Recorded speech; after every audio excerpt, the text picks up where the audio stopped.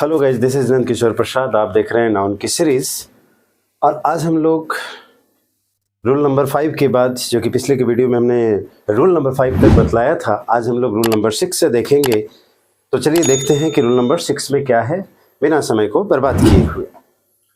तो इसमें हम कुछ इंपॉर्टेंट वर्ड्स लिखे हैं जो कि सिंगुलर और प्लूरल दोनों फॉर्म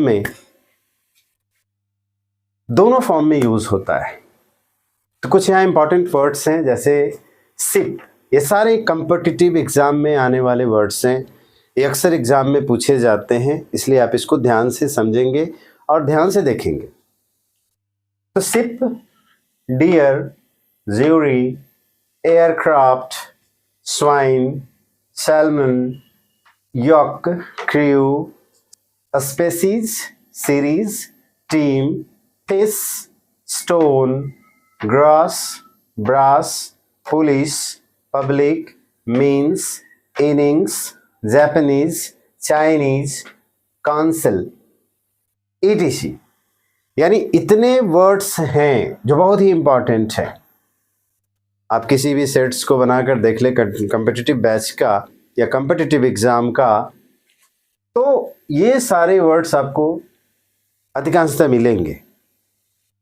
तो ये सारे वर्ड्स जो हैं are certain nouns that are used in both singular and plural form.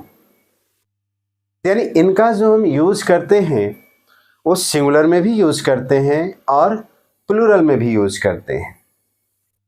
एक चीज मैंने लिखा है कि पर इनका रूप हमेशा एक रहता है, यानी ऐसा नहीं कि इनको हम सिंगुलर और प्लूरल स्पेशल बनाते हैं, ये अपने एक फॉर्म में रहते हैं। हाँ, यूज हम सिंगुलर और प्लूरल के रूप में कर सकते हैं। ऐसा इसको हम कदापि नहीं करेंगे, कभी नहीं करेंगे कि इसमें एस या ईएस लगाकर इसको हम प्लूरल बनाएंगे। इसलिए हमने यहाँ स्पष्ट कर दिया है कि इनका रूप हमेशा एक रहता है और इनमें हम एस लगाकर इन्हें प्लूरल नहीं बनाया जा सकता। क्लियर है? जैसे एग्जाम्पल देखें कि Ramu has 5 sheep and 3 deer. तो यहां पे एक देख रहे हैं वर्ड शिप है और यहां एक वर्ड देख रहे हैं डियर है। तो चूंकि 5 शिप है तो लगता है कि नहीं, ये गलत है, 5 शिप तो होगा ही नहीं। क्या होना चाहिए? 5 शिप्स होना चाहिए। ठीक है, अगर एग्जाम में यहां पे लिखा रहेगा शिप्स, तो ये क्या हो जाएगा? ये जो है सो हमारा इरर पार्ट हो जाएगा, गलत हो जाएगा, क्योंकि शिप जो है सो अपने ओरिजिनल फॉर्म में रहता है। इसमें हम एस या ईएस लगाकर इसका प्लूरल नहीं बना सकते।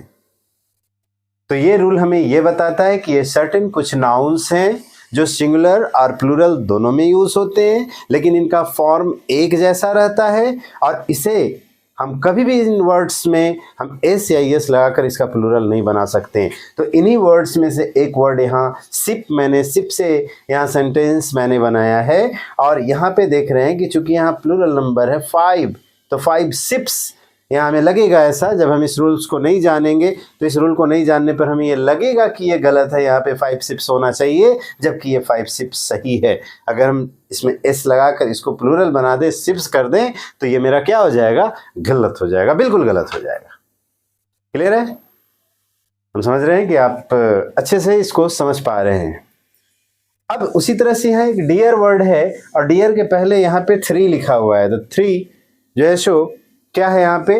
तो लगेगा कि डियर्स होना चाहिए, है ना, 3 डियर्स होना चाहिए, जबकि ऐसा बिल्कुल नहीं। यहाँ पे अगर हम डियर्स लिख देंगे, DEERS, यहाँ पे अगर हम डियर्स लिख देंगे तो ये गलत हो जाएगा। यहाँ पे ये सेंटेंस पूरा सही लिखा हुआ है कि Ramu has 5 sheep and 3 deer, यानी इस पूरे सेंटेंस में कहीं पे भी कोई एरर नहीं है।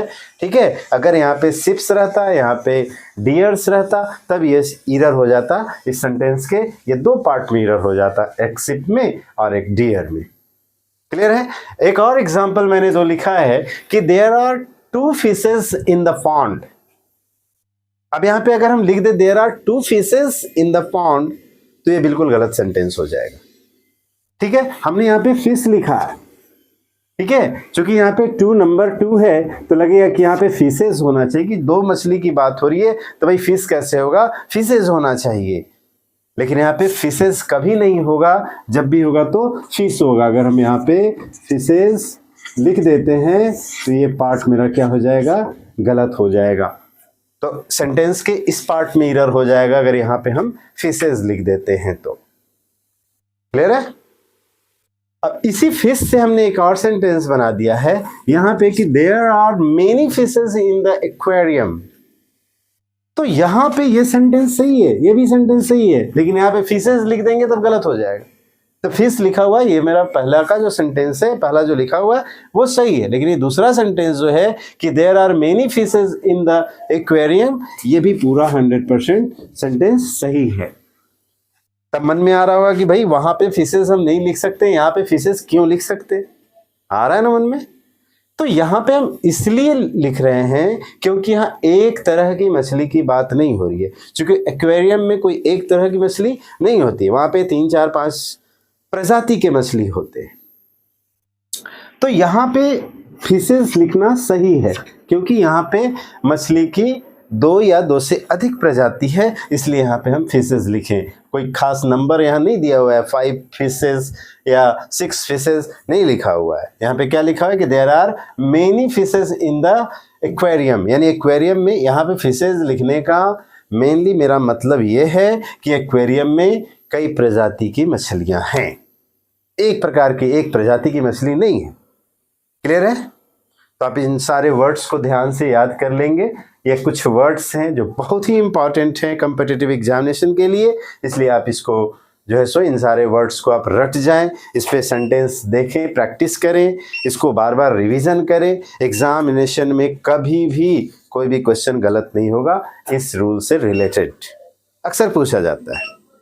और एक बात फिर मैं आप लोगों को याद दिला दूं कि अगर आप अभी तक चैनल को सब्सक्राइब नहीं किए तो आप इस चैनल को सब्सक्राइब कर लें और बेल बटन पे ऑल को क्लिक कर लें, ताकि जैसे ही मैं नया वीडियो अपलोड करूं सबसे पहले आपको ये वीडियो देखने का मौका मिले, जो कि ग्रामर से रिलेटेड। हम लोग रूल नंबर 7 में देखते हैं। तो 7 में क्या है कि when a definite numeral adjectives, definite numeral adjectives mean क्या, एक ऐसा संख्यावाचक, न्यूमरल्स मीन क्या, संख्यावाचक, और डेफिनेट मतलब निश्चित, यानी निश्चित संख्यावाचक एडजेक्टिव्स, यानी एक ऐसा एडजेक्टिव्स जो एक खास नंबर हो, जैसे 2, 3, 5, 100, 1000, ये खास नंबर हो। ये अगर ऐड कर दिया जाए, इसको is added before the following nouns, यानी नीचे मैंने कुछ नाउन्स का जिक्र किया है, उन नाउन्स के पहले अगर ये डेफिनेट न्यूमरल एडजेक्टिव को ऐड कर दिया जाए तो ये हमेशा सिंगुलर फॉर्म में होते हैं, पर इनडेफिनिट नंबर का बोध कराने पर ये प्लूरल बन जाते हैं। यानी डेफिनिट नंबर रहेगा, जैसे कुछ वो नाउन्स क्या है भाई, तो पेयर है, 100 है, डजन है, मिलियन है, बिलियन है, स्कोर है, ग्रास है, स्टोन है, 1000 है, etc। ये बहुत इंपॉर्टेंट वर्ड्स है। तो यहां पे ये 5 क्या है, 6 क्या है और 2 क्या है, ये सारे जो हैं सो डेफिनिट न्यूमरल एडजेक्टिव्स हैं, निश्चित संख्या है, और इनके पहले डजन, 100 और पेयर के पहले ये आए हैं 5, 6 और 2। तो ये जो है सो क्या होगा, ये हमेशा डजन जो है सो अपने सिंगुलर फॉर्म में रहेगा, 100 सिंगुलर फॉर्म में रहेगा, पेयर सिंगुलर फॉर्म में रहेगा, ये कभी भी प्लूरल फॉर्म में नहीं होगा। लेकिन अगर इसके पहले या इंडेफिनिट नंबर का जब हमें बोध कराना होता है तो ये प्लूरल बन जाता है। जैसे पे यहाँ डजन्स, तो डजन्स मीन्स क्या, दर्जनों, यानी कोई खास दर्जन, कोई खास संख्या में नहीं है, जैसे 2 दर्जन, 5 दर्जन, 10 दर्जन, इसकी बात नहीं कर रहे, कितना दर्जन पता नहीं, अनिश्चित, इनडेफिनिट। तो यहाँ पे डजन्स ऑफ बनानास है, यहाँ पे हंड्रेड्स ऑफ बॉयज है, सैकड़ों लड़के, तो यहाँ पे सैकड़ों की बात हो रही है, 5 सैकड़ा, 2 सैकड़ा और 1 सैकड़े की बात नहीं हो रही। तो यहाँ पे dozens of bananas, hundreds of boys, तो यहाँ पे ये जो डजन्स है ये सही है, यहाँ पे डजन है ये भी सही है। यहाँ पे 5 है, ऐसा नहीं कि देख के कि 5 है तो इसको हम डजन्स लिख देंगे। तो 5 क्या है, ये डेफिनिट न्यूमरल एडजेक्टिव है, इसलिए इसके बाद जो आया है डजन ये हमेशा सिंगुलर फॉर्म में होगा यहाँ के अनुसार। और अगर हम डेफिनिट न्यूमरल एडजेक्टिव का प्रयोग नहीं कर रहे हैं या सेंटेंस में नहीं हुआ है तो वहाँ पे इंडेफिनिट है, डजन्स। ठीक है, कितनी संख्या है, कितने दर्जन है ये पता नहीं है, दर्जनों, 2 दर्जन भी हो सकता है, 3, 4, 10 भी हो सकता है। तो यहाँ दर्जनों की बात हो रही है, यहाँ पे सैकड़ों की बात हो रही है, इसलिए जो है सो क्या है, प्लूरल बन गए हैं, प्लूरल फॉर्म में ये हैं, क्योंकि इनके पहले डेफिनिट न्यूमरल एडजेक्टिव का प्रयोग नहीं हुआ या नहीं है। थाउजेंड्स है तो हम ऐसे सेंटेंस में कहीं पे भी लिख सकते हैं, इन थाउजेंड्स, इन मिलियंस, ये लिख सकते हैं मिलियंस में। ठीक है, यहाँ हजारों में, ठीक है ना। तो यहाँ पे हम इस तरह से सेंटेंस में हंड्रेड्स, मिलियंस लिख सकते हैं, क्योंकि यहाँ पे इसके पहले डेफिनिट न्यूमरल एडजेक्टिव का प्रयोग बिल्कुल नहीं हुआ है। उम्मीद है कि आपको अच्छे से ये दोनों रूल समझ में आ गया होगा। हम कोशिश कर रहे हैं कि वीडियो का क्लिप जितना छोटा से छोटा हो, ताकि आप लोगों को देखने और समझने में सुविधा हो। ठीक है, आप लोग बोर ना हो, आप लोगों का ज़्यादा समय न लगे रूल्स को समझने में, इसलिए मैं थोड़ा छोटा क्लिप बनाकर 2 से 3 रूल्स को पर डे बताने का प्रयास करूंगा। आप लोग आराम से पढ़ें, स्लो पढ़ें, लेकिन परफेक्ट पढ़ें। धन्यवाद।